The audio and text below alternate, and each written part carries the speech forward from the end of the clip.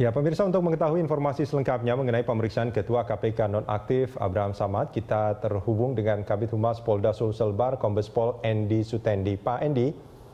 Ya, selamat sore Mas. Selamat sore Pak Endi, apakah dari hasil pemeriksaan Abraham Samad mengaku mengenal Feryani Lim? Ya, jadi seperti yang disampaikan oleh beliau dalam statementnya di media, beberapa media, bahwa beliau sampai saat ini tidak mengenal sosok yang bersangkutan, dan tadi pun sempat ditanyakan oleh pihak penyidik, dan sampai saat ini belum memang penyampaian beliau tidak mengenal pengakuannya. Ya. Halo? Ya, Pak Endi. Ya, dalam pemeriksaan hari ini ada berapa pertanyaan Pak yang sudah diajukan Pak? Jadi sesuai dengan panggilan yang disampaikan oleh penyidik, hari ini dilakukan pemeriksaan, dan untuk pemeriksaan ada 15 pertanyaan yang disampaikan kepada beliau sebelum penyidikan tersebut dihentikan karena alasan kesehatan kondisi tidak memungkinkan.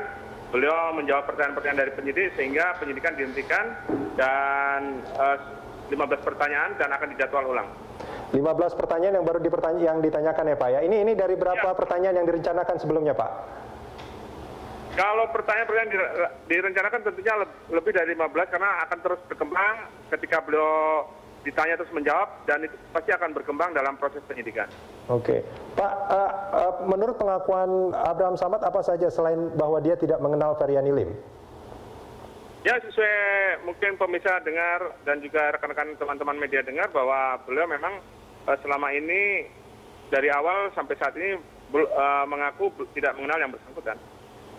Iya, Pak Endi, ini kan selain ada sosok Abraham Samad yang diadukan oleh Pak Feryani Lim, juga ada nama Uki di situ. Apakah ini juga terkait yang ditanyakan juga ke Abraham Samad?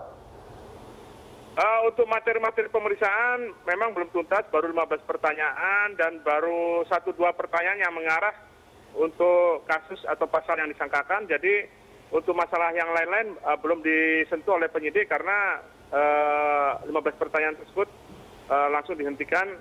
Beliau memang tidak bisa menjawab pertanyaan penyidik dengan baik kalau memang dalam kondisi kurang sehat. Gitu. Oke, itu menurut pengakuan Abraham Samad bahwa dia kurang sehat dalam proses pemeriksaan. Ini tidak ada second opinion dari dokter di kepolisian sendiri yang memeriksa atau bagaimana? Ya, memang sejak awal beliau datang sudah dilakukan pemeriksaan. Memang beliau mengaku ada gangguan kesehatan, mungkin karena perjalanan yang cukup jauh, karena kelelahan kemungkinan, sehingga mengganggu pencernaan dan menderita sakit MA. Kemudian dilakukan kesehatan, sempat diberi obat oleh tim kesehatan yang disiapkan oleh penyidik. Jadi namun ketika itu beliau masih bisa menjawab beberapa pertanyaan sampai 15 itu, dan ketika pertanyaan yang ke-15 sudah minta dihentikan, termasuk penyidik juga menghentikan karena sakit. Pak Endi, dalam kasus yang mengait Abraham Samad ini sudah berapa orang yang sudah diperiksa Pak? Ada kurang lebih 23 orang, termasuk tersangka Feryani Lim sendiri dan juga saksi ahli dan juga saksi lain, termasuk saksi tersebut adalah pejabat-pejabat pada saat itu yang terkait dengan proses pengurusan dokumen tersebut. Pak Endi, ini kan pemeriksaan untuk hari ini kan dihentikan. Kapan akan dilanjutkan kembali?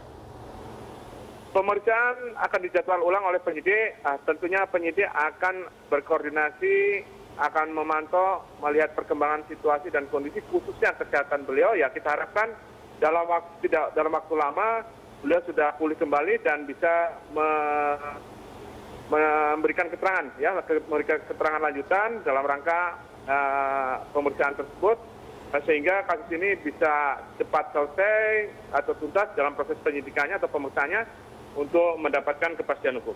Pak Endi, ini dalam kasus pemalsuan dokumen ini kan termasuk kasus pidana ya Pak ya? Ya, betul. Dalam kasus pidana, kalau menurut KUHP, kalau saya tidak salah, ini tidak mungkin di SP3. Ya.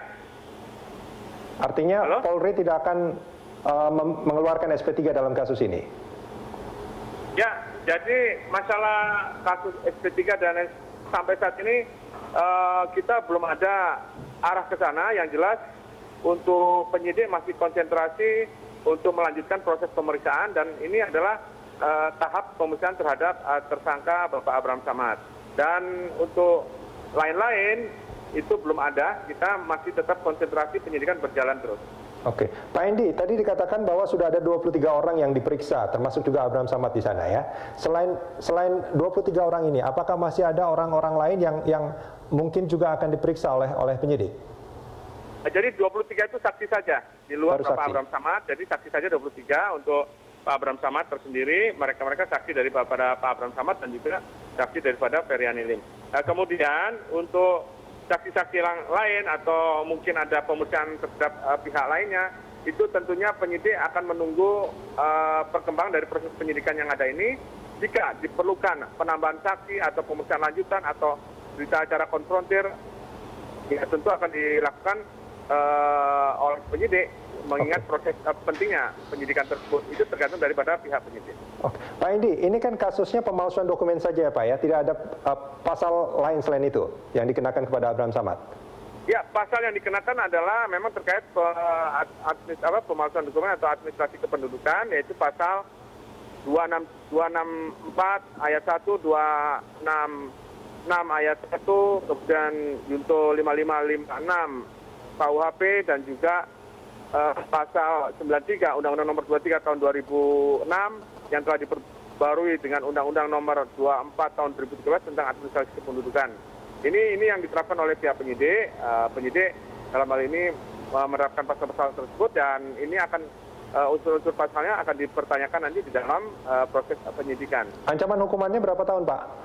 Untuk ancaman hukuman tersebut menurut ketentuan adalah 8 tahun dan denda sekitar 50 juta. Baik.